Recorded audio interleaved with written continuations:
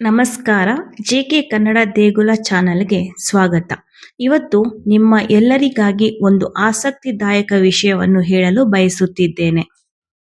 ಭಾರತದ ಓಟದ ರಾಣಿ ಎಂದೇ ಪ್ರಸಿದ್ಧಿಯಾಗಿರುವಂತಹ ಪಿ.ಟಿ. ಉಷಾರವರನ್ನೇ 2 ಬಾರಿ ಸೋಲಿಸಿದಂತಹ ಮತ್ತೊಬ್ಬ ಕ್ರೀಡಾಪಟು ಅಶ್ವಿನಿ ನಾಚಪ್ಪ.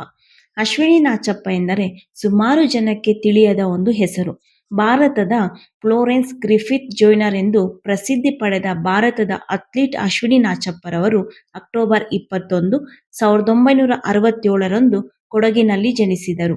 ಇವರಿಗೆ ಗಗನಸಖಿಯಾಗಬೇಕೆಂಬ ಆಸೆ ಇತ್ತು. ಆದರೆ ಕಂಠೀರವ ಕ್ರೀಡಾಂಗಣ ಬಳಿ ಇವರ ಮನೆ ಇದ್ದ ಕಾರಣಕ್ಕೆ ಅಥ್ಲೀಟ್ ಕಲಿಯಲಾರಂಭಿಸುತ್ತಾರೆ.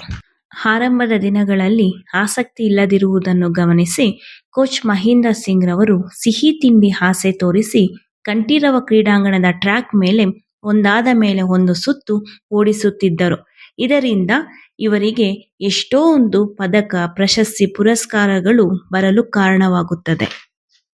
1991ರಲ್ಲಿ ನವದೆಹಲಿಯಲ್ಲಿ ನಡೆದ ರಾಷ್ಟ್ರೀಯ ಮುಕ್ತ ಅಥ್ಲೆಟಿಕ್ಸ್ನ 400 ಮೀಟರ್ ಓಟದ ಸ್ಪರ್ಧೆಯಲ್ಲಿ ಪಿ.ಟಿ. ಉಷಾರವರ ಮೇಲೆ ಗೆದ್ದಿದ್ದಾರೆ. ಹೀಗೆ ಪಿ.ಟಿ. ಉಷಾರವರ ಮೇಲೆ 2 ಬಾರಿ ಗೆದ್ದು ಚಿನ್ನದ ಪದಕವನ್ನು ಪಡೆದಿದ್ದಾರೆ. 1988ರಲ್ಲಿ ಸಿಯೋಲ್ ಒಲಿಂಪಿಕ್ಸ್ನಲ್ಲಿ ಭಾಗವಹಿಸಿ ಮಹಿಳೆಯರ ರಿಲೇ ತಂಡದ ಸದಸ್ಯರಾಗಿದ್ದರು. 1992ರಲ್ಲಿ ಕೋಲ್ಕತ್ತಾದಲ್ಲಿ ನಡೆದ ರಾಷ್ಟ್ರೀಯ ಅಥ್ಲೆಟಿಕ್ ಕೂಟದಲ್ಲಿ 4 ಸ್ವರ್ಣಗಳನ್ನು ಗೆದ್ದರು. ಕೆಲವು ಕಾಲದ ನಂತರ ಪತಿಯೊಡನೆ ಸೇರಿ ಕರುಂಬಯ್ಯ ಕ್ರೀಡಾ ಅಕಾಡೆಮಿ ಸ್ಥಾಪಿಸಿದರು. ಹಾಗೆಯೇ ಸಮಾಜ ಸೇವೆಯಲ್ಲಿಯೂ ಸಹ ನಿರತರಾಗಿದ್ದರು. ದಕ್ಷಿಣ ಕೊಡಗಿನ ಪರಿಸರದಲ್ಲಿ IPS ಶಿಕ್ಷಣ ನೀಡುವ ಶಾಲೆಯನ್ನು ಕೂಡ ನಡೆಸುತ್ತಿದ್ದಾರೆ. ಇವರಿಗೆ 1990ರಲ್ಲಿ ಅರ್ಜುನ ಪ್ರಶಸ್ತಿ ದೊರಕಿದೆ. ಇನ್ನು ಹಲವಾರು ಪ್ರಶಸ್ತಿಗಳು ದೊರಕಿರುವಂತಹ ಕ್ರೀಡಾಪಟು ಅಶ್ವಿನಿ ನಾಚಪ್ಪರವರು. ಅಶ್ವಿನಿ ನಾಚಪ್ಪರವರು ಬರೀ ಕ್ರೀಡೆ ಮಾತ್ರವಲ್ಲ, ಸಿನಿಮಾ ರಂಗದಲ್ಲೂ ನಟಿಸಿರುವಂತಹ ಒಬ್ಬ ಮುಖ್ಯ ಪಾತ್ರದ ನಟಿಯೂ ಸಹ ಹೌದು.